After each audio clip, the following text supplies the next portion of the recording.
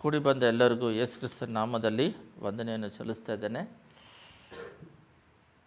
ಆದಿಕಾಂಡ 22:1 ನಾವು ಓದೋಣ.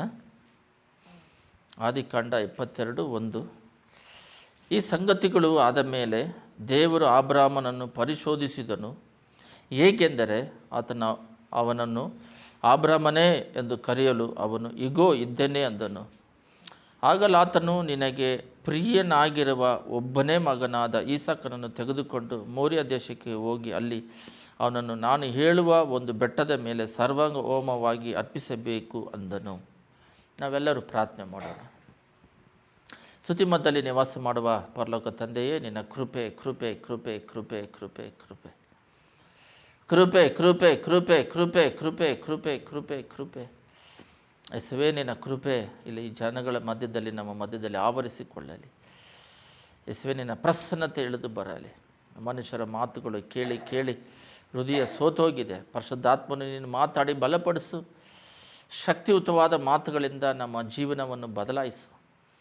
ಯೇಸುವೇ, ವಾಕ್ಯವಾಗಿ ದೇವರಾಗಿ ತಂದೆ ನಮಗೆ ಕಾಳಿಗೆ ದೀಪವಾಗಿದೆ ನಿಮ್ಮ ವಾಕ್ಯಗಳು.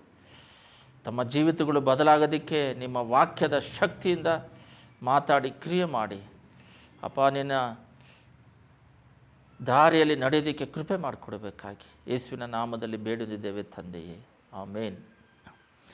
ಇವತ್ತಿನ ದಿನದಲ್ಲಿ ಪರಿಶುದ್ಧಾತ್ಮನು ವಾಕ್ಯ ಧ್ಯಾನಿಸುತ್ತಿರ್ಬೇಕಾದ್ರೆ ನೀನು ಎಷ್ಟು ಮಟ್ಟಿಗೆ ದೇವರನ್ನು ಪ್ರೀತಿ ಮಾಡ್ತೀಯ ಅಂತ ಒಂದು ಪ್ರಶ್ನೆ ಬಂತು. ನೀನು ಎಷ್ಟು ಮಟ್ಟಿಗೆ ಪ್ರೀತಿ ಮಾಡ್ತಿದ್ಯಾ ಅಂತ.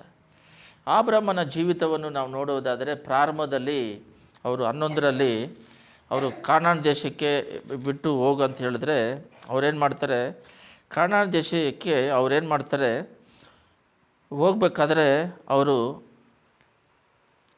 ಆರೋನ್ ಅಂದರೆ ಅಲ್ಲೇ ಬಂದು ವಾಸ ಮಾಡ್ತಾರೆ. ಅವರು ಅಲ್ಲೇ ವಾಸ ಮಾಡ್ತಾರೆ. ಆದರೆ ಅವರು ದೇವರು ಹೇಳಿರುವ ಕಾನಾನ್ ದೇಶಕ್ಕೆ ಹೋಗೋದಿಲ್ಲ. ಕಲ್ದಿಯರ ದೇಶವನ್ನು ಬಿಡ್ತಾರೆ. ಇರಾಕಲ್ಲಿದೆ, ಕಲ್ದಿಯರ ದೇಶದಲ್ಲಿ ಇರೋದು ಅಬ್ರಾಮನು. ನೀನು ಕಾನಾನ್ ದೇಶಕ್ಕೆ ಹೋಗು ಅಂತ ಹೇಳ್ತಾರೆ. ಆದರೆ ಕಲ್ದಿಯರ ದೇಶಕ್ಕೆ ಹೋಗದ ಹಾಗೆ ಕಲ್ದಿಯರ ದೇಶದಿಂದ ಕಾನಾನ್ ದೇಶಕ್ಕೆ ಹೋಗು ಅಂತ ಯೇಸು ಹೇಳ್ತಾರೆ. ಆದರೆ ಇವರೇನು ಮಾಡ್ತಾರೆ, ಕಲ್ದಿಯರ ದೇಶನ ಬಿಟ್ಟು ಕಾನಾನಿಗೆ ಹೋಗೋದು ಬಿಟ್ಟು ಅರ್ಧ ದಾರಿಯಲ್ಲೇ ಬಂದು ನಿಂತು ಬಿಡ್ತಾರೆ. ಆ ಊರ ಹೆಸರು ಆರಾನ್ ಪಟ್ಟಣಕ್ಕೆ ಬಂದು ಅಲ್ಲೇ ವಾಸ ಮಾಡಿದನು. ಮತ್ತೆ ಅವ್ರ ತಂದೆ ತೀರ್ಕೊಂಡ ಮೇಲೆ ದೇವರು ಆ ಕಾರಣವನ್ನು ಬಿಟ್ಟು ಕಲ್ದಿಯರಿಂದ ಕಾರಣಲ್ಲಿ ವಾಸ ಮಾಡಿರೋದನ್ನು ಬಿಟ್ಟು ಕಾನಾನ್ ದೇಶಕ್ಕೆ ಹೋಗಂದಾಗ ಬರ್ತಾರೆ. ಅಂದರೆ ಈ ಒಂದಲ್ಲ, ದೇವರು ಅವರು ಮಿಸ್ಟೇಕ್ ಮಾಡ್ತಾನೆ ಇರ್ತಾರೆ. ಆದರೆ ಒಂದೊಂದಾಗಿ ಮಿಸ್ಟೇಕ್ ಮಾಡಿದಾಗೆಲ್ಲ ಕರೆಕ್ಟ್ ಮಾಡ್ಕೊಂಡು ದೇವರು ನೀತಿವಂತನು, ಪ್ರೀತಿ ಉಳ್ಳವರು, ಕರುಣೆ ಉಳ್ಳವರು, ನಮ್ಮ ಜ್ಞಾನಕ್ಕೆ ಮಿಗಿಲಾದವರು. ಅವರ ಯೋಚನೆ ಬೇರೆ, ಮನುಷ್ಯನ ಯೋಚನೆ ಬೇರೆ. ಅವರು ಮಗು ಇಲ್ಲದೇ ಇದ್ದ ಅಬ್ರಾಮನಿಗೆ ಇಲ್ಲಿ ದೇವರು ಏನು ಮಾಡ್ತಾರೆ ಅಂದರೆ, ಈ ಸಂಗತಿಗಳಾದ ಮೇಲೆ ದೇವರು ಅಬ್ರಾಮನನ್ನು ಪರಿಶೋಧಿಸಿದನು, ಟೆಸ್ಟ್ ಮಾಡ್ತಾರೆ. ಹೇಗೆಂದರೆ ಅವನನ್ನು ಅಬ್ರಾಮನೇ ಎಂದು ಕರೆಯಲು ಅವನು ಇಗೋ ಇದ್ದೇನೆ ಅಂದನು. ಆಗಲತ್ ನಿನಗೆ ಪ್ರಿಯನಾಗಿರುವ, ನೋಡ್ರಿ, ದೇವರೇ ನಿನಗೆ ಪ್ರಿಯನಾಗಿರುವ, ಸುಮ್ಮನೆ ಬಲಿ ಕೊಡಂತಲ್ಲ, ನೀನು ಅಧಿಕವಾಗಿ ಪ್ರೀತಿ ಮಾಡ್ತೀಯಲ್ಲ, ಒಬ್ಬನೇ ಮಗನಾಗಿದ್ದಾನಲ್ಲ. ಒಂದೊಂದು ಸಲ ನಾವು ಯೋಚನೆ ಮಾಡ್ತೀವಿ, ಅಬ್ರಾಮನಿಗೆ 75ನೇ ಇಸ್ವಿಯಲ್ಲಿ ಮಗು ಕೊಡ್ತೀನಿ ಅಂತ ಹೇಳಿದ್ರು. ಹೇಳಿದ ತಕ್ಷಣ ಒಂದು 5 ವರ್ಷಲ್ಲೇ ಕೊಟ್ಬಿಟ್ಟಿದ್ರೆ ಚೆನ್ನಾಗಿರ್ತಿತ್ತು.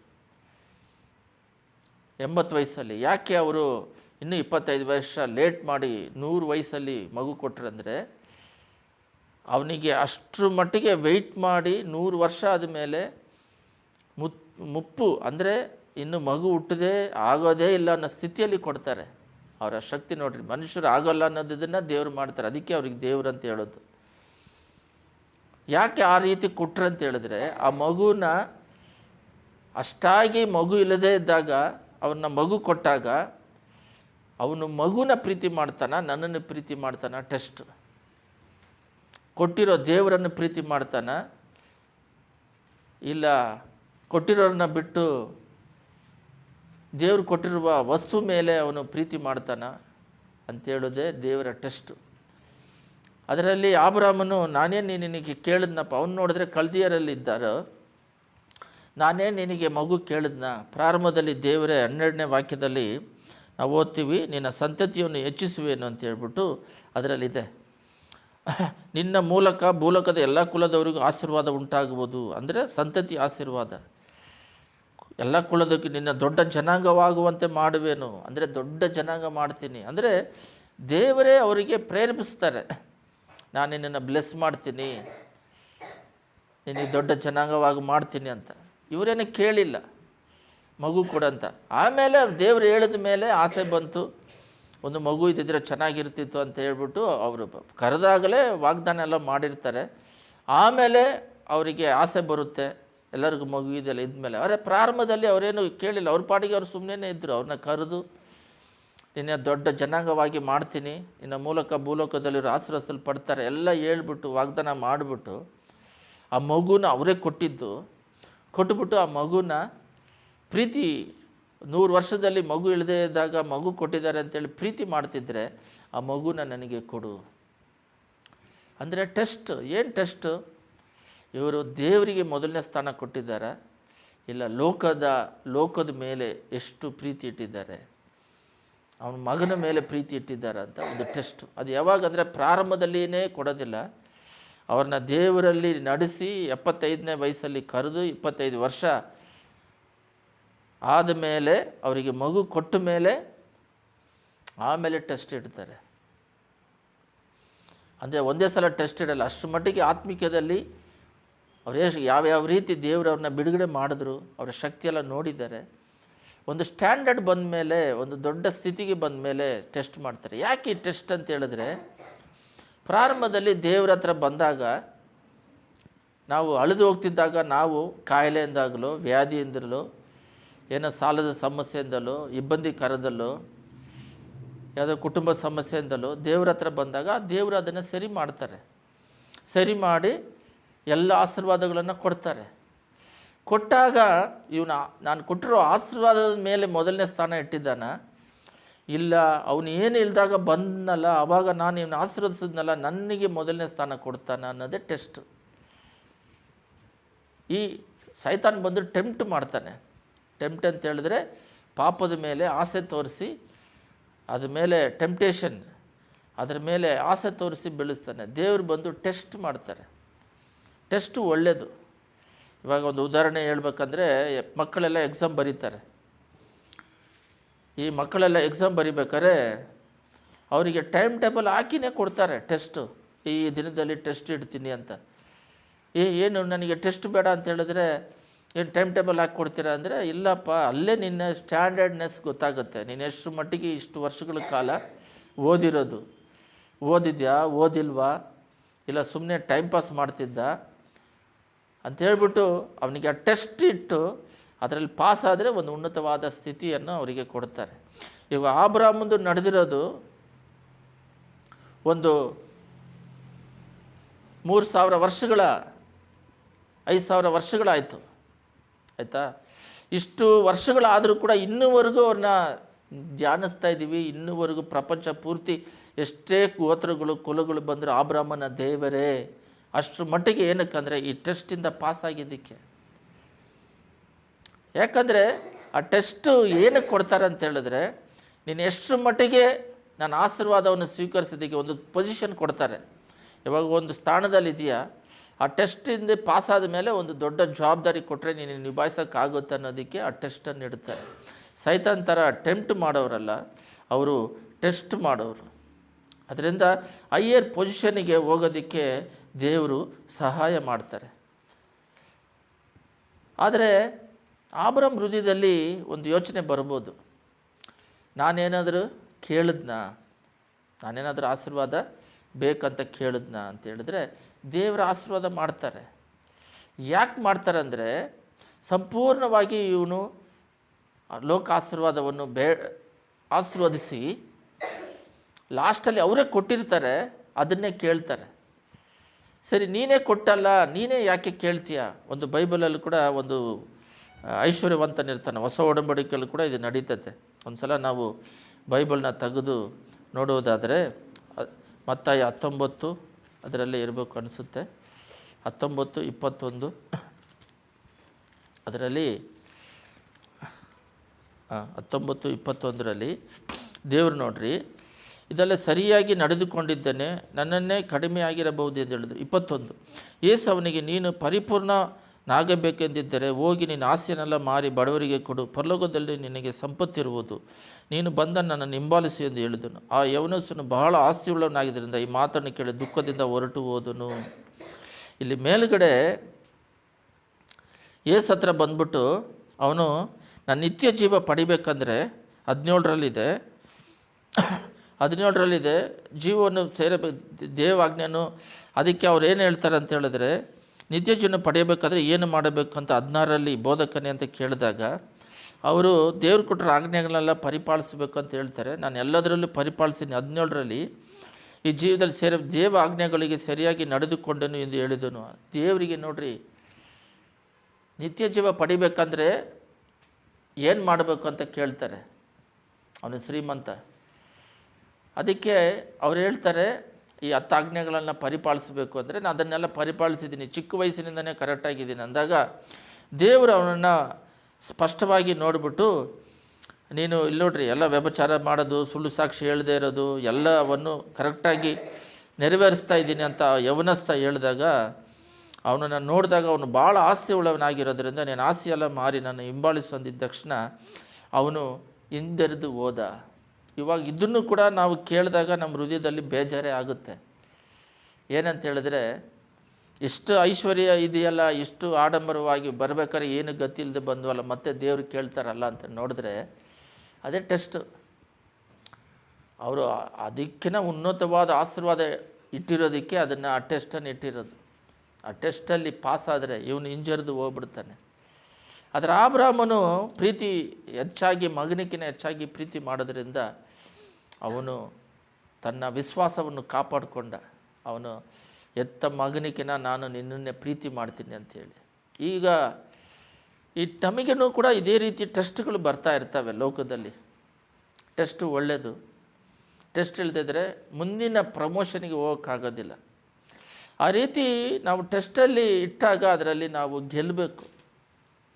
ಒಂದು ಉದಾಹರಣೆ ಹೇಳ್ಬೇಕಂದ್ರೆ, ಹೊಸ ಒಡಂಬಡಿಕೆಯಲ್ಲಿ ಆಜ್ಞೆನೇ ದೇವ್ರು ಕೊಟ್ಟಿರೋ ಮತ್ತಾಯ 22:37ರಲ್ಲಿ ಆಜ್ಞೆನೇ ಏನು ಆಜ್ಞೆ ಅಂತ ಹೇಳಿದ್ರೆ, ನೀನು ಮೊದಲನೇದು ಯಾರನ್ನು ಪ್ರೀತಿ ಮಾಡ್ತೀಯ.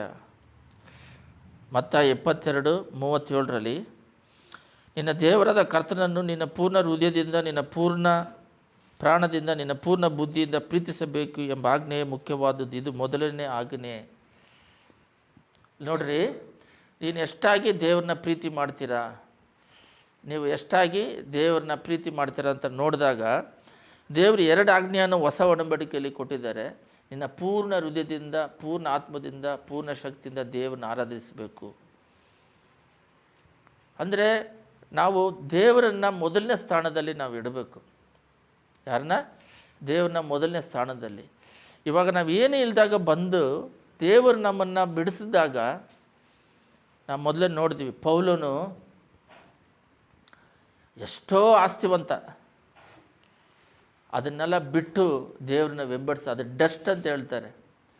ಯಾಕಂದರೆ ನಮ್ಮ ಮನಸ್ಸಿನಲ್ಲಿ ಆತ್ಮಿಕದಲ್ಲಿ ಬೆಳೀತಾ ಬೆಳೀತಾ ಬೆಳೀತಾ ಬೆಳೀತಾ ಬೆಳೀತಾ ಬೆಳೀತಾ ಲೋಕನ ದೇವರ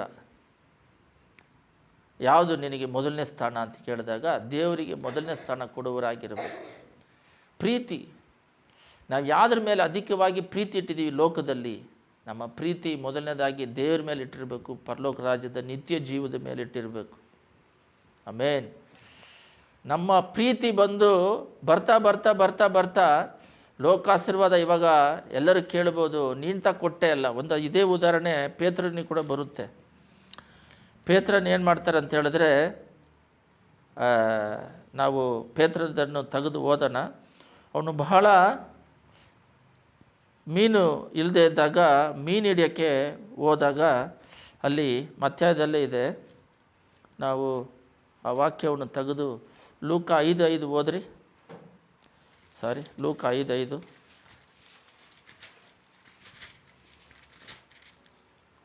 ಲೂಕ 5:5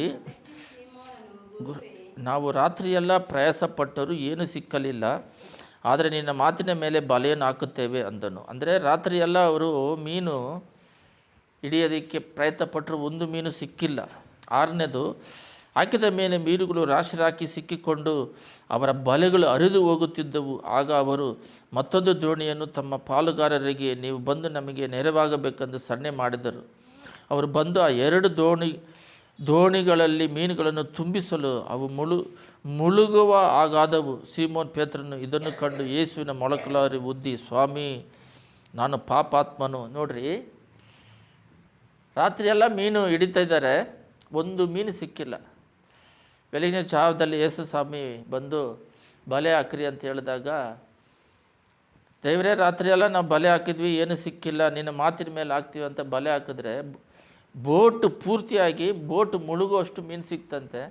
ಬಲೆ ಹರಿದು ಹೋಗೋ ಥರ ಇತ್ತಂತೆ. ಇನ್ನೊಂದು ಬೋಟು ಸಹಾಯ ಕರೆದ್ರೆ ಅದು ಪೂರ್ತಿ ತುಂಬಿದಂತೆ. ಅದು ಇವಾಗಿನ ರೇಟಿಗೆ ಎಷ್ಟೋ ಕೋಟಿ ಅಂತ ಹೇಳ್ತಾರೆ. ಆವಾಗಲೇ ಆ ಕಾಲದಲ್ಲೇ ದೊಡ್ಡ ಬೆಲೆ ಉಳ್ಳದ್ದು ಹಣ. ಅದಾದ ಮೇಲೆ ದೇವರು ಇಲ್ಲಿ ನಿಮ್ಮನ್ನು ಮನುಷ್ಯರನ್ನು ಹಿಡಿಯೋರಾಗಿ ಮಾಡುತ್ತೇನೆ ಅಂತ ಹೇಳ್ಬಿಟ್ಟು ಅವ್ರನ್ನೇನು ಮಾಡ್ತಾನೆ, ಇಲ್ಲೇ ಇಂದಿನಿಂದ ನೀನು ಮನುಷ್ಯರನ್ನು ಹಿಡಿಯೋನಾಗಿ ಮಾಡುತ್ತೇನೆ ಅಂಥೇಳಿ ಹೇಳ್ತಾರೆ. ಅಂದರೆ ಆ 2 ಬೋಟನ್ನು ಬಿಟ್ಟು ಬಾ ಅಂತ ಹೇಳ್ತಾರೆ.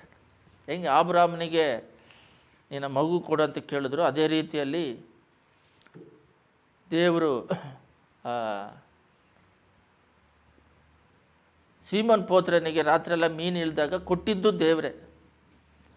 ಏನಕ್ಕೆ ಕೊಟ್ಟರು? ಮತ್ತೆ ಕೊಟ್ಟುಬಿಟ್ಟು ಕೇಳ್ತಾರೆ, ನೀನು ಅದನ್ನು ಬಿಟ್ಟು ನಿನ್ನ ಮನುಷ್ಯರು ಹಿಡಿಯೋರಾಗಿ ಮಾಡ್ತೀನಿ, ನನ್ನ ಹಿಂದೆ ಬಾ ಅಂತ ಕರೀತಾರೆ. ಆವಾಗ ಯಾರನ್ನ ಮೊದಲನೇ ಸ್ಥಾನದಲ್ಲಿ ಇಟ್ಟಿದ್ದೀರಾ? ಮೊದಲು ನಿನಗೆ ಮೀನು ಇಲ್ಲದೇ ಇತ್ತು, ಸರಿ, ನೀನು ತಾನೇ ಯಾಕೆ ಕೊಟ್ಟೆ? ನಾನು ತಾ ಕೊಟ್ಟೆ. ಇವಾಗ ಯಾರನ್ನ ಮೊದಲನೇ ಸ್ಥಾನದಲ್ಲಿ ಇಟ್ಟಿದ್ದೀರಾ? ಪ್ರೀತಿ ಮಾಡೋದು ಯಾರಿಗೆ ಮೊದಲನೇ ಸ್ಥಾನ ಇಟ್ಟು ಪ್ರೀತಿ ಮಾಡ್ತಿದ್ಯಾ ಅಂತ ಹೇಳ್ಬಿಟ್ಟು. ಅದರಿಂದ ಬೈಬಲ್ ಹೇಳುತ್ತದೆ ಸ್ಪಷ್ಟವಾಗಿ, ಮೊಟ್ಟ ಸಾರಿಗೆ ದೇವರ ರಾಜ್ಯವನ್ನು ನೀತಿಯನ್ನು ಹುಡುಕಿರಿ ಅಂತ, ಆಗ ಲೋಕಾಶೀರ್ವಾದ ಕೊಡ್ತೀನಿ ಅಂತ. ನಮ್ಮ ಕೆಲಸ ದೇವರ ನೀತಿಗಾಗಿ, ರಾಜ್ಯಕ್ಕಾಗಿ ತೌಕ ಪಡಬೇಕು. ಲೋಕ ಆಶೀರ್ವಾದ ನೀಡಿ ಇದೆಲ್ಲ ಇರುತ್ತೆ, ಮನಸ್ಸು ಅದ್ರ ಮೇಲೆ ಇರಬಾರದು, ದೇವ್ರ ಮೇಲೆ ಮನಸ್ಸು ಇಡಬೇಕು. ಅದನ್ನು ದೇವರು ಎದುರು ನೋಡ್ತಾ ಇದ್ದಾರೆ. ಆದರೆ ಇದೆಲ್ಲ ಬೇಡ ಅಂತ ಹೇಳ್ತಿಲ್ಲ ನಾವು. ಫಸ್ಟ್ ಮನಸ್ಸ ಅಂತ ಹೇಳಿದಾಗ, ಇವಾಗ ಪೇತ್ರನ ಹೆಂಗೆ ಬಂದರು? ಅಷ್ಟು ಬಲೆ ಮೀನಿದ್ರೂ ಬಿಟ್ಟು ಹೆಂಗೆ ಬಂದರು? ಸೌಲನು ಹೆಂಗೆ ಬಂದರು? ಸೌಲನು ಪೌಲನಾಗಿ ಒಂದು ದೊಡ್ಡ ಗಮಾಲಿಯಲ್ ಜೊತೆಯಲ್ಲಿ ಅವನು ಎಜುಕೇಷನ್ ಮಾಡಿದವನು, ದೊಡ್ಡ ಆಸ್ತಿಪರನು. ಅವರಪ್ಪ ರೋಮರಲ್ಲಿ ಕೆಲಸ ಮಾಡಿದವರು. ಇವಾಗಿನ ಲೆಕ್ಕದಲ್ಲಿ ಎಷ್ಟೋ ಆಸ್ತಿಪರನು. ಅದೆಲ್ಲ ಡಸ್ಟ್ ಅಂತೇಳಿ ಅವನು ದೊಡ್ಡ ಬಿಟ್ಟು ದೇವರ ಹಿಂದೆ ಬಂದು ಹೆಂಗೆ ಬಂದರು? ಈಗಲೂ ಅವರ ಚರಿತ್ರೆ ಪರಲೋಕ ರಾಜ್ಯಕ್ಕಾಗಿ. ಇದೆಲ್ಲ ಏನಂದರೆ ನಿತ್ಯ ರಾಜ್ಯದಲ್ಲಿ ಸಿಗುವ ಆ ಆಶೀರ್ವಾದಕ್ಕೆ ಈ ಲೋಕದ ಆಶೀರ್ವಾದ ಸರಿ ಸಮಾನವಿಲ್ಲ ಅನ್ನೋದು. ನಿತ್ಯ ರಾಜ್ಯಕ್ಕಾಗಿ ಇವನ್ನೆಲ್ಲ ದೇವರೇ ಏನಿಲ್ದಾಗೆ ಬಂದ್ರೂ ಕೇಳಿದ್ರೂ ಕೊಟ್ಟುಬಿಟ್ಟು, ಆದರೆ ನಮಗೇನು ಸಿಗುತ್ತೆ ಅಂತ ಕೇಳ್ತಾರೆ, ನಿತ್ಯ ಜೀವ ಸಿಗುತ್ತೆ. ಪೇತ್ರನನ್ನು ಕೂಡ ಒಂದು ಸಲ ಕೇಳ್ತಾರೆ, ನೀನು ಎಷ್ಟಾಗಿ ನನ್ನನ್ನು ಪ್ರೀತಿ ಮಾಡ್ತೀಯ ಅಂತ ಕೇಳಿದ್ರೆ, ಆವಾಗ ನಿನಗೆ ಗೊತ್ತು ಅಂತ ಹೇಳ್ತಾರೆ. ಯಾಕಂತ ಹೇಳಿದ್ರೆ, ಹಾಗಾದರೆ ನನ್ನನ್ನು ಬೆಂಬಡಿಸು ಅಂತ ಹೇಳ್ತಾರೆ. ಅದರಿಂದ ಎಷ್ಟಾಗಿ ಮನುಷ್ಯರು ಪ್ರೀತಿ ಮಾಡ್ತಾರೆ. 1 ಕೊರಿಂಥಿಯರ್ 10:13 ನಾವು ನೋಡುವುದಾದರೆ, ಮನುಷ್ಯರು ಸಹಿಸಬಹುದಾದ ಶೋಧನೆಯ ಹೊರತು ಬೇರೆ ಯಾವುದೂ ನಿಮಗೆ ಸಂಭವಿಸಲಿಲ್ಲ. ಮನುಷ್ಯರು ಶೋಧನೆ ಕೊಟ್ಟರೆ ಸಹಿಸೋದಕ್ಕಾಗುವಷ್ಟೇ ಶೋಧನೆ ಕೊಡ್ತಾರೆ. ದೇವರು ನಂಬಿಕಸ್ಥನು, ನಿಮ್ಮ ಶಕ್ತಿಯನ್ನು ಮೀರುವ ಶೋಧನೆಯನ್ನು ನಿಮಗೆ ಕೊಡಬಲ್ಲದೆ ನೀವು ಅದನ್ನು ಸಹಿಸುವುದಕ್ಕೆ ಶಕ್ತರಾಗುವಂತೆ ಶೋಧನೆ ಆಗುತ್ತಲೇ ತಪ್ಪಿಸಿಕೊಳ್ಳೋ ಮಾರ್ಗವನ್ನು ಸಿದ್ಧ ಮಾಡಿದ್ದಾನೆ. ಶೋಧನೆ ಕೊಡ್ತಾರೆ, ಟೆಸ್ಟ್ ಕೊಡ್ತಾರೆ, ಅದನ್ನು ನಾವು ಸಹಿಸ್ಕೊಳ್ಳೋಷ್ಟು ಶಕ್ತಿ ಕೊಡ್ತಾರೆ, ಅದು ತಪ್ಪಿಸ್ಕೊಳ್ಳೋ ಮಾರ್ಗವನ್ನು ಕೊಡ್ತಾರೆ. ಮತ್ತೇನಿಗೆ ಟೆಸ್ಟ್ ಕೊಡ್ತಾರೆ ಅಂದರೆ, ಟೆಸ್ಟ್ ಅನ್ನೋದು ಒಂದು ಇಲ್ಲದೆ ಹೋದರೆ ನಾವು ಸ್ಕೂಲಲ್ಲಿ ಹೆಂಗೆ ಪ್ರಮೋಷನ್ಗಳು ಸಿಗೋದಿಲ್ಲ, ಒಬ್ಬರಿಗೆ ಉದ್ಯೋಗ ಸಿಗೋದಿಲ್ವ, ಒಂದು ಎಂಟ್ರೆನ್ಸ್ ಎಕ್ಸಾಮ್ ಬರೆದ್ರೆ ಎಲ್ಲಾದರೂ ಏನೋ ದೊಡ್ಡ ಜಾಬ್ಗಳಿಗೆ ಟೆಸ್ಟ್ ಬರೆದಾಗಲೇ IAS ಆಫೀಸರ್ ಆಗಬೇಕು, ಅವ್ರಿಗೆ ಟೆಸ್ಟ್ ಬರೆದು ಪಾಸ್ ಆಗದೆ ಹೋದರೆ ಡಾಕ್ಟ್ರ್ ಆಗಬೇಕು. ಅವರು ಟೆಸ್ಟ್ಗಳು ಬರೆದು ಪಾಸ್ ಆಗದೆ ಹೋದರೆ ಅವರಿಗೆ ಒಳ್ಳೆ ಸರ್ಟಿಫಿಕೇಟ್ ಸಿಗಲ್ಲ, ಅದು ಜೀವನ ಪೂರ್ತಿ ಆಶೀರ್ವಾದಕರವಾಗಿ ಇರೋದಿಲ್ಲ. ಈ ಟೆಸ್ಟ್ ಇಲ್ಲದೆ ಹೋದರೆ ನೀನು ಆತ್ಮದಲ್ಲಿ ಎಷ್ಟಾಗಿ ದೇವ್ರನ್ನ ಪ್ರೀತಿ ಮಾಡ್ತಿದ್ಯಾ, ಅಷ್ಟಾಗಿ ನೀನು ಆತ್ಮದಲ್ಲಿ ಬೆಳೆದಿದೆ ಅನ್ನೋದು ದೇವರು ಅದನ್ನು ನೋಡಬೇಕಾಗಿದೆ. ಇವಾಗೆಲ್ಲ ಅಷ್ಟು ಮಟ್ಟಿಗೆ ನಮ್ಮ ಆತ್ಮಗಳು ಬೆಳೆದಿರಬೇಕಾಗಿದೆ. ಒಂದು ಉದಾಹರಣೆ, ಯೋಬು ಅಷ್ಟು ಶೋಧನೆ ಕೊಡೋದಿಲ್ಲ ನಮಗೆ. ಅವರು ಬಹಳ ದೇವ್ರ ಮೇಲೆ ಮೊದಲನೇ ಸ್ಥಾನ ಇಟ್ಟಿದ್ದರು. ಅವ್ರಿಗೆ ಆಸ್ತಿ ಪಾಸ್ತಿ ಇತ್ತು, ಮಕ್ಕಳಿದ್ದರು, ಕೆಲಸಗಾರರಿದ್ದರು. ಆದರೆ ಸೈತಾನ್ ಹೇಳ್ತಾನೆ, ನೀನು ಅವರಿಗೆಲ್ಲ ಆಶೀರ್ವಾದ ಕೊಟ್ಟಿದ್ದೆ, ಅದಕ್ಕೆ ಪ್ರೀತಿ ಮಾಡ್ತಾನೆ ಅಂತ. ನೋಡು, ಎಲ್ಲ ಆಸ್ತಿ ನಿನ್ನ ಒಂದೊಂದಾಗಿ ಬೇಲಿ ತೆಗಿತಾರೆ. ಫಸ್ಟು ಅವರ ಆಸ್ತಿ ಪಾಸ್ತಿನೆಲ್ಲ ತೆಗಿತಾರೆ, ಆದರೂ ಪ್ರೀತಿ ಮಾಡ್ತಾನೆ. ಅವರ ಮಕ್ಕಳನ್ನೆಲ್ಲ ಒಂದೇ ದಿನದಲ್ಲಿ ಸೈತಾನ್ ಬಂದುಬಿಟ್ಟು ಮರಣವನ್ನು ಉಂಟು ಮಾಡಿದ್ರೂ ಕೂಡ ಪ್ರೀತಿ ಮಾಡ್ತಾನೆ. ನೋಡು, ಪ್ರೀತಿ ಮಾಡ್ತಾನೆ ಅಂತ. ಆದರೆ ಆತ್ಮ ಕೈ ಇಡಬೇಡ. ಆದರೆ ಅವನ ಶರೀರಕ್ಕೆ ರೋಗ ಕೂಡ ಬಿಟ್ಟುಬಿಡ್ತಾನೆ. ಶರೀರಕ್ಕೆ ರೋಗ ಬಂದ್ರೂ ಬಿಟ್ಟಿಲ್ಲ. ನಾವು ಅಷ್ಟಾಗಿ ಪ್ರೀತಿ ಮಾಡ್ತಿದ್ದೀವ? ಪರೀಕ್ಷೆ ಮಾಡಿಕೊಳ್ಳ್ರಿ. ಮೊದಲನೇ ಆಜ್ಞೆ ಏನು? ಇನ್ನಾಗಿ ಇತರರನ್ನು ಪ್ರೀತಿಸು ಅಂತ.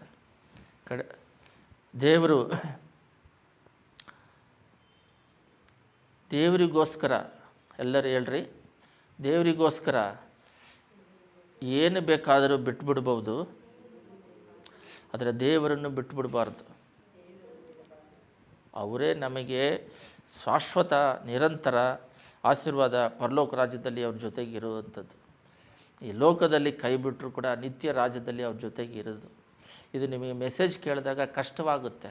ಯಾಕಂತ ಹೇಳಿದ್ರೆ ಮಾಂಸಿಕದಲ್ಲಿ ಇರೋದರಿಂದ, ಮಾಂಸ ಲೋಕದ ಪ್ರೀತಿ ಪ್ರೇಮ ಆಕರ್ಷಣೆಯಲ್ಲಿ ಬಿದ್ದಿರೋದ್ರಿಂದ, ಇದರ ಮೇಲೆ ಮೋಹದಲ್ಲಿ ಇರೋದರಿಂದ ನಿಮಗೆ ಈ ವಾಕ್ಯಗಳೆಲ್ಲ ಕಠಿಣವಾಗಿ ಕಾಣಿಸುತ್ತೆ. ಏಸ್ವಾಮಿ ಹೇಳ್ತಾರೆ, ಭಾಳ ಜನ ಏಸ್ವಾಮಿ ಇಂಥ ಕಠಿಣವಾದ ಮಾತುಗಳನ್ನು ಕೇಳಿ ಹಿಂಬಾಲಿಸೋದು ಬೇಡ ಅಂತ ಹೇಳ್ಬಿಟ್ಟು ಭಾಳ ಜನ ಹಿಂಜರಿದು ಹೋಗ್ಬಿಡ್ತಾರೆ. ಬೈಬಲ್ ಹೇಳುತ್ತೆ.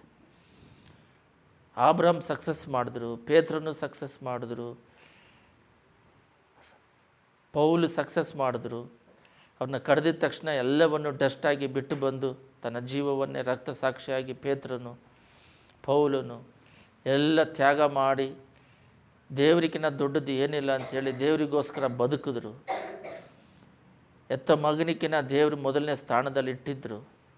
ಒಬ್ಬ ಫುಟ್ಬಾಲ್ ಪ್ಲೇಯರು ಫುಟ್ಬಾಲ್ ಆಡಬೇಕಾರೆ ಒಂದು 30-40 ವರ್ಷ ಹಿಂದುಗಡೆ ಥರ್ಡ್ ಅಂತ ಹಾಕ್ಕೊಂಡು, ಒಳ್ಳೆ ಪ್ಲೇಯರ್ ಅಂತೆ, ಥರ್ಡ್ ಅಂತ ಕುತ್ತಿಗೆಯಲ್ಲಿ ಹಾಕ್ಕೊಂಡಿರ್ತಾರಂತೆ. ಥರ್ಡ್ ಅನ್ನೋದು 3 ಅಂತ ಹೇಳ್ಬಿಟ್ಟು. ಆವಾಗ ಫುಟ್ಬಾಲಲ್ಲಿ ಒಳ್ಳೆ ಗೋಲ್ ಹಾಕೋನಂತೆ. ಎಲ್ಲ ಗೆದ್ದ ಮೇಲೆ ಯಾಕೆ ಥರ್ಡ್ ಅಂತ ಹಾಕ್ಕೊಂಡಿದ್ದೆ ಅಂತಾರೆ, ಮೊದಲನೇದು ಯೇಸು ಕ್ರಿಸ್ತನು. ಯಾಕಂದರೆ ಆರೋಗ್ಯ ಕೊಡೋರು ಅವರೇ. ಆರೋಗ್ಯನೇ ಇಲ್ದಿದ್ರೆ ಹೆಂಗೆ ಗೇಮ್ ಮಾಡೋಕ್ಕಾಗುತ್ತೆ? ಏನು ಆಕ್ಸಿಡೆಂಟ್ ಆಗದಂಗೆ, ಜೀವ ಹೋಗದಂಗೆ ಕಾಪಾಡೋರು. ಕಾಲಿಗೆ ಏನೋ ಒಂದು ಸಂಭವ ಆಗದೆ ಕಾಪಾಡೋರು ಯಾರು? ಆಯುಸ್ಸು ಆರೋಗ್ಯ ಕೊಡೋರು ದೇವರು. ಮೊದಲನೇ ಸ್ಥಾನ ನನ್ನ ದೇವರಿಗೆ. ಎರಡನೇ ಸ್ಥಾನ ನಮ್ಮ ಜೊತೆಗೆ ಆಟ ಆಡ್ತಾರಲ್ಲ, ಅವ್ರು ಇಲ್ದಿದ್ರೆ ನಾನಿಲ್ಲ ಅಂತ ಆಡೋರು ಇವರೇ. ಥರ್ಡ್ ನಾನು ಅಂತ. ಅಂದರೆ 3ನೇ ಪ್ಲೇಸು ಅವರು ಅಂತ ಹೇಳ್ತಾಯಿದ್ರು. ಇಲ್ಲ, ಅವ್ರ ಕುಟುಂಬ 2ನೇ ಪ್ಲೇಸಿಗೆ ಕೂಡ ಇಡ್ಬೋದು. ಆದರೆ ಅವ್ರು ಹೇಳಿದ್ದು, ಆದರೆ ಮೊದಲನೇ ಸ್ಥಾನ ದೇವರಿಗೆ ಇಟ್ಟಿದ್ದಾರೆ. ಥರ್ಡ್ ನಾನು ಅಂತ ಹೇಳ್ತಾಯಿದ್ರು. ಅದೇ ರೀತಿಯಲ್ಲಿ ನಾವು ಮೊದಲನೇ ಸ್ಥಾನದಲ್ಲಿ ದೇವ್ರನ್ನ ಇಟ್ಟಿದ್ದೀವ ಎಲ್ಲ ವಿಷಯದಲ್ಲಿ. ಒಬ್ಬೊಬ್ಬರಿಗೆ ತಿನ್ನೋದಂದರೆ ಭಾಳ ಇಷ್ಟ. ಬಕಾಸೂರರು ಹಾಗೆ ತಿಂತಾರೆ. ಬಟ್ ತಿನ್ನೋದು ತಪ್ಪಂತ ಹೇಳ್ತಿಲ್ಲ. ಅದರ ಮೇಲೆ ಕೈ ಇಟ್ಟು, ದೇವರೇ ಎಷ್ಟೋ ಜನ ಊಟ ಇಲ್ಲದೆ ಇದ್ದಾರೆ. ಇವಾಗ ಪೇಪರಲ್ಲಿ ಬಂದಿದ್ದು, ಇಂಡಿಯಾದಲ್ಲಿ ಎಷ್ಟೋ ಜನಗಳಿಗೆ ಆಹಾರ ಇಲ್ಲದೆ ಕಷ್ಟಪಡ್ತಿದ್ದಾರಂತ. ಅವ್ರ ಮೇಲೆ ಕೈ ಇಟ್ಟು ಪ್ರಾರ್ಥನೆ ಮಾಡಿ, ಯೇಸುವೆ ಎಷ್ಟೋ ಜನಕ್ಕೆ ಆಹಾರ ಇಲ್ಲದೆ ಇದ್ದಾರೆ, ನಿನಗೆ ಕೊಟ್ಟೋದಕ್ಕಾಗಿ ಸ್ತೋತ್ರ ಅಂತ ದೇವರಿಗೆ ಮೊದಲನೇ ಸ್ಥಾನ ಇಟ್ಟು ಅದನ್ನು ಭಯಭಕ್ತಿಯಿಂದ ಊಟ ಮಾಡ್ತಾರೆ. ಸರಿ, ನಿಮ್ಮ ಮಕ್ಕಳು, ತಂದೆ ತಾಯಿ ನಿಮ್ಮ ಮಕ್ಕಳನ್ನು ಓದಿಸ್ತಾ ಇದ್ದಾರೆ. ಎಷ್ಟೋ ಜನ ಮಕ್ಕಳಿಗೆ ಓದೋಕ್ಕೆ ಇಂಟ್ರೆಸ್ಟ್ ಇದೆ, ಆದರೆ ಓದಿಸೋದಕ್ಕೆ ಅವ್ರ ಹತ್ರ ದುಡ್ಡಿರೋದಿಲ್ಲ. ಅವ್ರು ಚೆನ್ನಾಗಿ ಓದ್ತಾರೆ, ನಾನು ಓದ್ತೀನಿ ಓದಿಸಂದರೆ. ಒಂದು ಹುಡುಗಿ ನಮ್ಮ ಆಫೀಸಿಗೆ ಕೂಡ ಕೆಲಸಕ್ಕೆ ಬಂದಿತ್ತು ಜಿಗಣಿಯಿಂದ. ನಾನು ಓದ್ತೀನಿ, ಇಂಜಿನಿಯರ್ ಮಾಡ್ತೀನಿ ಅಂದರೆ ನನ್ನ ಹತ್ರ ದುಡ್ಡಿಲ್ಲ, ಓದ್ಸೋಕ್ಕಾಗಲ್ಲ ಅಂತ ಹೇಳಿದ್ರಂತೆ. ಚೆನ್ನಾಗಿ ಓದೋ ಹುಡುಗಿ, ಕನ್ನಡ ಮೀಡಿಯಮಿಂದ ಇಂಗ್ಲೀಷ್ ಮೀಡಿಯಮು ಡಿಪ್ಲೊಮಾ ಮಾಡಿ ಇಂಜಿನಿಯರಿಂಗ್ ಮಾಡಬೇಕಂತ ಆಸೆ ಇರೋ ಹುಡುಗಿ.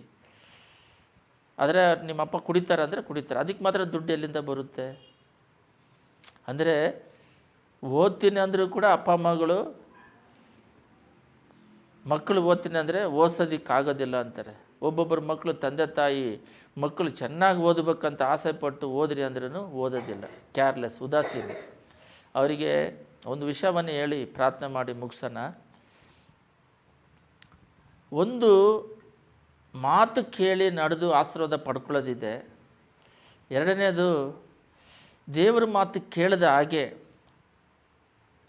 ತಪ್ಪು ಮಾಡಿ ಅವರು ಒಡೆದು ಬಡಿದು ದಂಡನೆಗೆ ಗುರಿಯಾದ ಮೇಲೆ ಬರೋದು ಒಂದಿದೆ. ಅದು ಭಯಂಕರವಾಗಿರುತ್ತೆ, ಘೋರವಾಗಿರುತ್ತೆ. ಇವಾಗ ಎಲ್ಲರೂ ಇಷ್ಟಪಡೋದು ಎರಡನೇದೇ. ದೇವರು ಬಲವಂತ ಮಾಡೋದಿಲ್ಲ, ಅವರು ಫ್ರೀನೆಸ್ ಆಗಿ ಕೊಟ್ಟಿರ್ತಾರೆ. ತಂದೆ ತಾಯಿ ಬೇಕಾದ್ರೆ ಇವರು ಹಾಳಾಗಿ ಹೋಗ್ತಾರಲ್ಲ ಅಂತ ಬೈತಾರೆ, ಕೋಪ ಪಡ್ತಾರೆ. ದೇವರು ಆ ಥರ ಇಲ್ಲ, ಅವ್ರು ಸ್ಮೂತಾಗಿರ್ತಾರೆ, ಸಾಫ್ಟಾಗಿರ್ತಾರೆ, ಪ್ರೀತಿ ಸ್ವರೂಪನು. ನಾವು ಆಲ್ರೆಡಿ ಓದಿದ್ದೀವಿ, ವಿಲ್ ಆ್ಯಂಡ್ ಪರ್ಮಿಷನ್. ಒಂದು ಬಲವಂತವಾಗಿದೆ, ನನಗೆ ಬೇಕು ಬೇಕು ಬೇಕಂತ ಕೇಳಿದಾಗ ದೇವ್ರಿಗೆ ಗೊತ್ತು ಫ್ಯೂಚರ್, ನಮಗೆ ಗೊತ್ತಿಲ್ಲ ಫ್ಯೂಚರ್.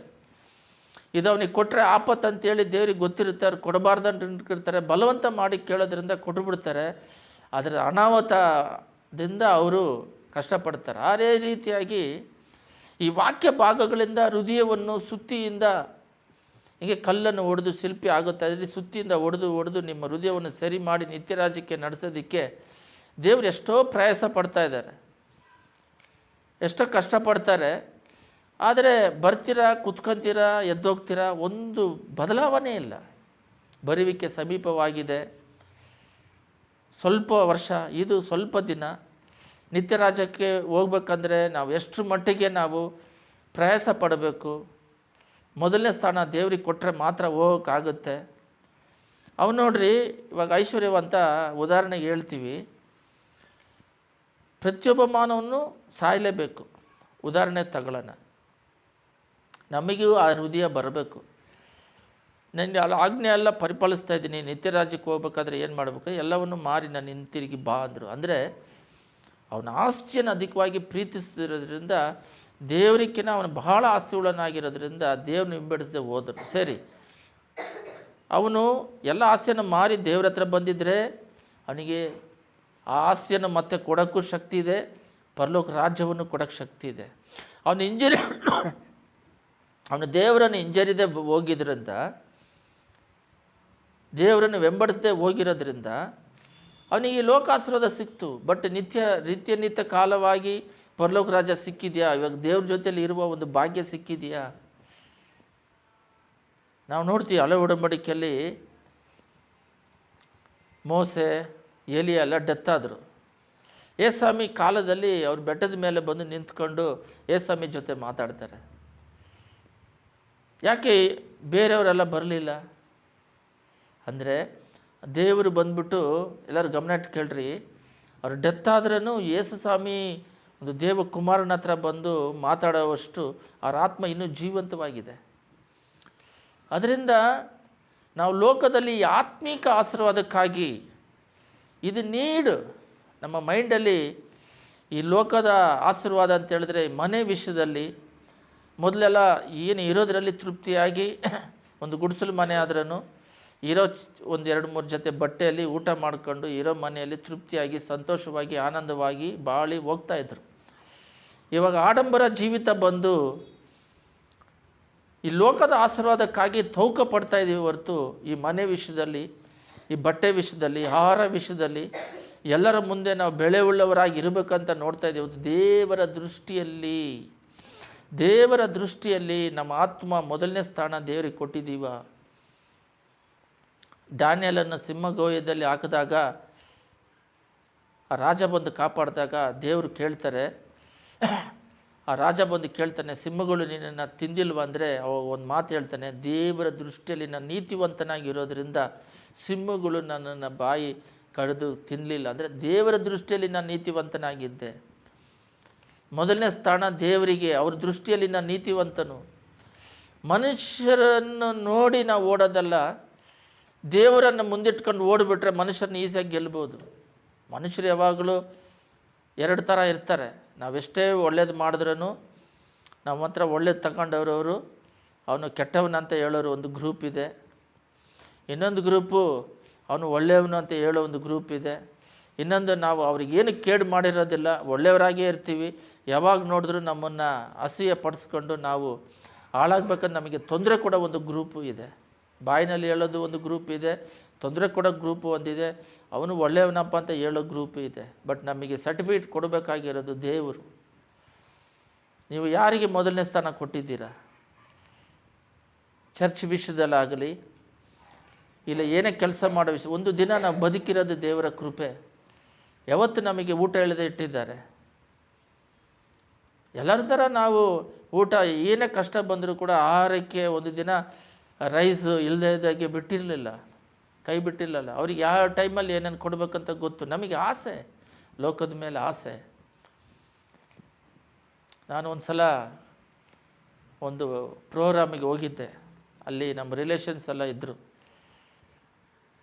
ತಮಿಳು ಗುಡಿಯಾತಿಗೆ ಏನಕ್ಕೆ ಹೋಗಿದಾಗ ಅಲ್ಲಿ ನನ್ನ ಬಟ್ಟೆಗಳು, ಆವಾಗ ನನ್ನ ಹತ್ರ ಆಸ್ತಿ ಎಲ್ಲ ಇತ್ತು. ಬೆಂಗಳೂರಲ್ಲಿ ಸೈಟ್ ಇತ್ತು, ಅದಕ್ಕೆ ಹೆಂಗಂದ್ರೆ ಒಂದು ಸ್ಕೂಲ್ ನಡೆಸ್ತಾ ಇದ್ದೆ, ಒಂದು ಫೋಟೋ ಸ್ಟುಡಿಯೋ ಇತ್ತು, ಒಂದು 2 ವೀಲರ್ ಗಾಡಿ ಇತ್ತು, ಪಾಕೆಟಲ್ಲಿ ಸೆಲ್ ಫೋನ್ ಇತ್ತು, ಎಲ್ಲನೂ ಇತ್ತು. ಮದುವೆಗೆ ಏರ್ಪಾಡು ಮಾಡೋದಕ್ಕೆ ಇದ್ದರು. ಒಂದು ಜಾಗಕ್ಕೆ ಹೋದಾಗ ಇದೇನು ಈ ಥರ ಬಟ್ಟೆ ಹಾಕ್ಕೊಂಬಂದಿದ್ಯಾ ಅಂತ ಹೇಳಿ ಎಲ್ಲರೂ ಹೇಳ್ತಾಯಿದ್ರು. ಬಟ್ ನನ್ನ ಹೃದಯದಲ್ಲಿ ಏನು ಸುಮ್ಮನೆ ಪ್ರೋಗ್ರಾಮಿಗೆ ಯಾವುದೋ ಒಂದು ಬಟ್ಟೆ ಹಾಕ್ಕೊಂಬಂದರೆ ಏನು ಅಂಥೇಳಿ ಅನ್ಕೊತಾ ಇದ್ದೆ.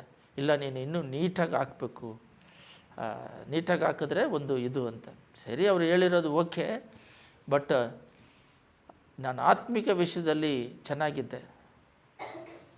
ಲೋಕ ಆಶೀರ್ವಾದನೂ ದೇವ್ರು ಕೊಟ್ಟಿದ್ದರು, ಬಟ್ ಅದ್ರ ಮೇಲೆ ನನಗೆ ಮನಸ್ಸು ಇರಲಿಲ್ಲ. ಆತ್ಮಿಕ ವಿಷಯದಲ್ಲಿ ಕರೆಕ್ಟಾಗಿದ್ದೆ. ಒಂದು ಮಾತನ್ನು ಹೇಳಿ ನಾವೆಲ್ಲರೂ ಪ್ರಾರ್ಥನೆ ಮಾಡೋಣ. ಆಂಧ್ರ ಪ್ರದೇಶದಲ್ಲಿ ಏಸನ್ನ ಅಂತ ಒಬ್ಬರು ಇದ್ದಾರೆ. ಅವರು 2 ಕೆಲಸ ಮಾಡಿದ್ರು. ಸುವಾರ್ತೆ ಹೇಳೋದು, ಜಾಗ ಮಿನಿಸ್ಟ್ರಿ ಹೆಸರಲ್ಲಿ ಜಾಗ ತಗೊಳ್ಳೋದು, ಚರ್ಚ್ ಕಟ್ಟೋದು. ಅವರು ಸಾಯ ಸ್ಥಿತಿಯಲ್ಲಿ ಮರಣ ಹೊಂದಬೇಕಾದ್ರೆ ಅವರು ಎಲ್ಲರಿಗೂ ಬೋಧಿಸಿ, ಸರಿ ನಾನು ಹೋಗ್ತಾ ಇದ್ದೀನಿ ಅಂಥೇಳಿ ಅವ್ರ ರಿಲೇಷನ್ನಿಗೆ, ಅವ್ರ ರಕ್ತ ಬಂಧುಗಳಿಗೆ ಯಾರಿಗೂ ಆಸ್ತಿ ಕೊಡದೆ ಹಾಗೆ ಬೇರೆ ಸ್ಟೇಟ್, ಕರ್ನಾಟಕ ಸ್ಟೇಟಲ್ಲಿ ಇರೋರಿಗೆ ಒಬ್ಬರಿಗೆ ಇದನ್ನು ನೀನೇ ನಡೆಸ. ಏಸನ್ನವರು ಭಾಳ ಆಸ್ತಿ ಪರರು. ಅಂದರೆ ಅವ್ರ ಹೆಸರಲ್ಲಿರಲಿಲ್ಲ, ಸಂಘಗಳು ಭಾಳ ಇತ್ತು. ಅವೆಲ್ಲ ಕೂಡಿಸಿದ್ರೆ ಭಾಳ ಕೋಟಿಗಟ್ಟಲೆಕ್ಕಿಂತ ಭಾಳ ಬೆಲೆ ಉಳ್ಳದ್ದು. ಆದರೆ ಅವರು ಮರಣ ಹೊಂದಿದ್ರು. ಅದರ ಅಸಿಸ್ಟೆಂಟ್ ಪಾಸ್ಟರ್ ಒಬ್ಬರು ರಮೇಶ್ ಅನ್ನೋರು ಹೇಳ್ತಾರೆ, ಅವರು ಸಾಯೋವರೆಗೂ ಇಲ್ಲಿ ನೋಡ್ರಿ, ಒಂದು 6 ತಿಂಗಳು ಮೈ ಚೆನ್ನಾಗಿಲ್ಲದೆ ಇದ್ರಂತೆ. ಟೈಮ್ ಕೇಳ್ಕೊಂಡು ಇದನ್ನೆಲ್ಲ ಯಾರಿಗೆ ನೇಮಿಸ್ಬೇಕು ಅಂತ ಹೇಳ್ಬಿಟ್ಟು ಸ್ವಲ್ಪ ಟೈಮ್ ಕೊಡ್ರಿ ನಾನು ನಿನ್ನ ಹತ್ರ ಬರೋಕ್ಕೆ ಅಂತ ಹೇಳ್ಬಿಟ್ಟು ಟೈಮ್ ಕೇಳ್ಕೊಂಡು ಪ್ರೇಯರ್ ಮಾಡ್ತಿದ್ರಂತೆ. ಒಂದು ಸಲನೂ 6 ತಿಂಗಳಲ್ಲಿ, 6 ತಿಂಗಳಂತಲ್ಲ, ಅವ್ರ ಜೀವಮಾನದಲ್ಲಿ ಅವ್ರ ಮರಣ ಬಂದಿದೆ, ಹೋಗ್ತಾಯಿದ್ದೀವಿ ಅಂತ ಗೊತ್ತಂತೆ. ಇಷ್ಟು ಆಸ್ತಿ ಇದೆಯಲ್ಲ ಬಿಟ್ಟು ಹೋಗ್ಬೇಕಂತ ಯೋಚನೆಯೇ ಇಲ್ಲಂತೆ. ಅವರು 2 ಮಾತ್ರ ಯೋಚನೆ ಮಾಡ್ತಿದ್ರಂತೆ. ಆ 2 ಯೋಚನೆಯಲ್ಲಿ ಮೊದಲನೇದು, ಇನ್ನೂ ಸ್ವಲ್ಪ ಆಯುಸ್ ಕೊಟ್ಟರೆ ಈ ಇಂಡಿಯಾ ದೇಶವನ್ನು ಊಪು ತಾಂಡ್ರ ಅಂತಾರೆ, ಇನ್ನೂ ಒಂದು ಶೇಕ್ ಮಾಡಿ ಪಾಪದಿಂದ ನರಕಕ್ಕೆ ಹೋಗ್ತಾರೆ ಜನಗಳನ್ನ ಬಿಡುಗಡೆ ಮಾಡ್ತೀನಿ, ಸೇವೆ ಮಾಡಬೇಕನ್ನುವ ಒಂದು ಆಸೆ ಆಕಾಂಕ್ಷೆಗಳು ಅವರಲ್ಲಿ. ಪ್ರಾಣ ಹೋಗ್ತಿದ್ರು, ಅದು ಹೆಚ್ಚಾಗಿತ್ತಂತೆ. ಪ್ರಾಣ ಹೋಗ್ಬೇಕಾದ್ರೂ ವಾಕ್ಯ ಹೇಳ್ತಿದ್ರಂತೆ, ಆಗದೆ ಹೋದ್ರೂ ವಾಕ್ಯ ಹೇಳ್ತಿದ್ರಂತೆ, ಸುಸ್ತಾಗಿದ್ರೂ ವಾಕ್ಯ ಹೇಳ್ತಿದ್ರಂತೆ. 2ನೇದು, ಆ ಪರಮ ಲೋಕದ ನಿತ್ಯ ರಾಜ್ಯಕ್ಕೆ ಸೇರೋದಕ್ಕೆ ಅವರ ಆಸೆ ಹೆಚ್ಚಾಗಿತ್ತಂತೆ. ಒಂದು ಉದಾಹರಣೆ ಅಂದರೆ, ದೇವದೂತರು ಬರೋದು ವಾಪಸ್ ಹೋಗೋದು, ಬರೋದು ವಾಪಸ್ ಹೋಗೋದು. ಎಲ್ಲರನ್ನ ಕರೆದು ಏನು ಪ್ರೇಯರ್ ಮಾಡ್ತಿದ್ದೀರಾ ಅಂತ ಹೇಳಿದ್ರೆ, ನಿಮಗೆ ಆಯಿಸ್ಬೇಕಂತಿಲ್ಲ, ಬೇಡ ಒಪ್ಪಿಸ್ಕೊಡ್ರಿ ಅಂಥೇಳಿ. ನಾನು ಹೋಗ್ಬೇಕಂತೇಳಿ ಒಪ್ಪಿಸಿಕೊಟ್ಟರೆ ಸರಿ, ನಾನು ಇವಾಗ ಹೋಗ್ತಾ ಇದ್ದೀನಿ ಅಂತ ಹೇಳ್ಬಿಟ್ಟು ಹೋಗಿದ್ದಾರೆ. ಸಂಜೆ ಎಲ್ಲರನ್ನ ಕರೆದು ನಾನು ಹೋಗ್ತಾ ಇದ್ದೀನಿ, ಭದ್ರವಾಗಿ ನೋಡ್ಕೊಳ್ರಿ. ಅವರು ಲೋಕದಲ್ಲಿ ಆಸ್ತಿಗೋಸ್ಕರ ಯಾವತ್ತೂ ಪ್ರಯಾಸನೂ ಪಟ್ಟಿಲ್ಲ. ಆಸ್ತಿ ಬಂದಾಗಲೂ ಅದರ ಮೇಲೆ ಆಸೆ ಇಟ್ಟಿಲ್ಲ, ಆತ್ಮಗಳ ಮೇಲೆ ಆಸೆ ಇಟ್ಟಿದ್ದರು. ತನ್ನ ಆತ್ಮ ಪರಲೋಕ ರಾಜ್ಯಕ್ಕೆ ಸೇರಬೇಕನ್ನುವ ಒಂದು ಮೊದಲನೇ ಸ್ಥಾನದಲ್ಲಿ ಇಟ್ಟಿದ್ದರು. ಇದರಿಂದಲೇ ನಾನು ಹೊಸದಾಗಿ ದೇವ್ರು ನಮ್ಮದಾಗ ಪ್ರಸಂಗ ಮಾಡಿದ್ದೆ, ಅದು ಇವಾಗ ಜ್ಞಾಪಕ ಬರ್ತಾಯಿದೆ. ಅದನ್ನು ಹೇಳಿ ನಾವು ಪ್ರಾರ್ಥನೆ ಮಾಡೋಣ. ಇನ್ನೇನು ಆಸ್ತಿ ಇದೆ, ನಾವು ದೊಡ್ಡವರಾಗ್ಬಿಡೋಣ, ಇಲ್ಲೇ ಇದೆ, ಇನ್ನೊಂದು ಸ್ವಲ್ಪ ಆಸ್ತಿ ಬಂದುಬಿಟ್ರೆ ಸಾಕು, ಮನೆ ಮಾಡಿ ಕಾರ್ ಮಾಡಿ ಆಗ್ಬಿಡೋಣ ಅಂತ ಓಡೋಣ ಅಂದರೆ ಇಲ್ಲೇ ಹತ್ರ ಇರುತ್ತೆ, ನಾವು ಓಡ್ತಾ ಇದ್ದೀವಿ. ಇನ್ನೇನು ಸಿಕ್ಬಿಡ್ತು ಅಂತ ಓಡ್ತಾನೇ ಇರ್ತೀವಿ, ಹೋಗ್ತಾನೇ ಇರ್ತೀವಿ. ಅದೇ ರೀತಿ ವರ್ಷಗಳು ಕಳೀತಾ ಇದೆ. ಇನ್ನೇನು ಬಂದುಬಿಡ್ತು ಅಂದರೆ ಲಾಸ್ಟ್ವರೆಗೂ ಅದು ಸಿಗೋದೇ ಇಲ್ಲ. ಇದು ನನ್ನ ಪ್ರಾರಂಭ 25 ವರ್ಷದ ಹಿಂದೆ ಮೆಸೇಜ್ ಕೊಟ್ಟಿರೋದು. ಇನ್ನೇನು ನಮಗೆ ಆಸ್ತಿ ಬಂದುಬಿಡುತ್ತೆ ಅಂತ ಹೋಗೋಣ ನಾವು ಆಸ್ತಿಪರರಾಗ ಆಗೋಣ ಅಂದರೆ ಅದು ಮುಂದಕ್ಕೆ ಸ್ವಲ್ಪ ಮುಂದಕ್ಕೆ ಹೋದ್ರೆ ನಾವು ಇನ್ನು ಮುಂದಕ್ಕೆ ಹೋದಾಗ ಸ್ವಲ್ಪ ಈ ಕೈ ಅಷ್ಟು ಇನ್ನೇನು ಸಿಕ್ಬಿಡ್ತು ಹಿಡಿಯೋಣ ಅಂದರೆ ಸ್ವಲ್ಪ ಮುಂದೆ ಇದೆ. ಸರಿ ನಾವು ಮುಂದೆ ಹೋಗೋಣ ಅಂದರೆ ಅದು ಸ್ವಲ್ಪ ಮುಂದೆ ಹೋಗಿ ಇದೇ ರೀತಿ ವರ್ಷಾನುಗಟ್ಟಲೆ ಕಳೆದು ಯಾವ ಆಶೀರ್ವಾದ ಇಳಿದೆ ನಾಶನವಾಗೋದು ಒಂದಿದೆ. ಎರಡನೇದು ಒಂದಿದೆ, ನಾವು ದೇವರು ಅಂತ ಹೋಗಿ ದೇವರಿಗೆ ಮೊದಲನೇ ಸ್ಥಾನ ಇಟ್ಟು ಹೋದಾಗ ತಿರುಗಿ ಒಂದು 10 ವರ್ಷ ಬಿಟ್ಟು ತಿರುಗಿ ನೋಡಿದ್ರೆ ಯಾವಾಗಲೂ ನಾವು ದೊಡ್ಡ ಐಶ್ವರ್ಯವಂತರಾಗಿರ್ತೀವಿ. ಆಮೇನ್.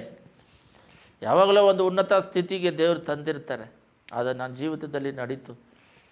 97ರಿಂದ 2007ರಲ್ಲಿ ದೇವರು ಅಂತಿದ್ದಾಗ ಗೊತ್ತಿಲ್ಲದೆ ಬೆಂಗಳೂರಲ್ಲಿ ಸೈಟ್ಗಳು, 1 ಎಕರೆ ಸ್ಕೂಲುಗಳು, ಸ್ಟುಡಿಯೋಗಳು, ವಾಹನಗಳು, ಸೆಲ್ಫೋನುಗಳು ಆಶೀರ್ವಾದನೆ ಮಾಡಿದೆ. ಅದನ್ನು ಕೇಳಿಲ್ಲ. ಅದೇ ಮೊಟ್ಟ ಸಾರಿ ದೇವರ ರಾಜ್ಯ ನೀತಿಯನ್ನು ಹುಡುಕಿರಿ ಅಂದರೆ ಮೊದಲನೇ ಸ್ಥಾನ ದೇವರಿಗೆ ಕೊಡ್ರಿ, ಈ ಲೋಕದ ಆಶೀರ್ವಾದ ನಾನು ನಿಮಗೆ ಕೊಡ್ತೀನಿ ಅಂತ ದೇವರು ಹೇಳಿದ್ದಾರೆ. ಯಾವಾಗ ದೇವರು ಅಂತ ಹೋದ್ವೋ ಲೋಕಾಶೀರ್ವಾದ ನಮ್ಮ ಹಿಂದೆ ಬಂತು. ನಮ್ಮ ಹಿಂದೆ ಬರಬೇಕಾಗಿರೋದು ಲೋಕಾಶೀರ್ವಾದ. ಮುಂದೆ ದೇವರು ಹೋಗ್ಬೇಕಾಗಿದ್ದು ದೇವ್ರನ್ನ ಮುಂದೆ ಇಟ್ಕೊಂಡು ನಾವು ಅವ್ರ ಹಿಂದೆ ಹೋಗ್ಬೇಕಾಗಿದೆ. ನಾವು ಲೋಕಾಶೀರ್ವಾದ ನಮ್ಮ ಮುಂದೆ ಇಟ್ಕೊಂಡು ದೇವರನ್ನ ಬೇಡಿ, ಅವನ್ನ ಹಿಂದೆ ಇಟ್ಬಿಟ್ಟು ಬೇಡಿ ಬಲವಂತ ಮಾಡಿಕೊಂಡು ಈ ಆಶೀರ್ವಾದ ಬೇಕಂತ ಬಲವಂತ ಮಾಡಿಕೊಂಡು ಮೊದಲನೇ ಸ್ಥಾನ ಲೋಕವನ್ನು ಇಟ್ಟಿದ್ದೇವೆ, ದೇವರನ್ನು ಇಟ್ಟಿಲ್ಲ. ಅಬ್ರಹಾಮನ ಹಾಗೆ ಈಸಾಕನಿಗಿಂತ ಹೆಚ್ಚಾಗಿ ನಾವು ದೇವರನ್ನ ಮೊದಲನೇ ಸ್ಥಾನದಲ್ಲಿ ಇಡಬೇಕು. ಪೇತ್ರನ ಹಾಗೆ 2 ಬೋಟು ಮೀನು ಸಿಕ್ಕರು ಎಷ್ಟೋ ಮಾರಿದ್ರೆ ಅದನ್ನು ಬಿಟ್ಟು ಮನುಷ್ಯರನ್ನು ಹಿಡಿಯೋರಾಗಿ ಮಾಡ್ತೀನಿ ಬಾ ಅಂದಿದ ತಕ್ಷಣ ಹಿಂದೆ ಬಂದ ದೇವರು ಪೇತ್ರನಾಗಿ ಇರಬೇಕು. ಪೌಲನು ದೊಡ್ಡ ಶ್ರೀಮಂತ, ಅದನ್ನೆಲ್ಲ ಡಸ್ಟ್ ಅಂತ ಹೇಳ್ತಾರೆ, ಈ ಲೋಕದ ಐಶ್ವರ್ಯ ಡಸ್ಟ್ ಅಂತ ಹೇಳ್ತಾರೆ. ಅದನ್ನು ಬಿಟ್ಟು ಬಂದರು. ಅದು ಈ ಡಸ್ಟ್ ಅಂದರೆ ಅದು ನಮಗೆ ಇವಾಗ ಕೊಟ್ಟಿದ್ದಾರೆ, ಇದೆ, ಅದ್ರ ಮೇಲೆ ಆಸೆ ಇಡಬಾರದು.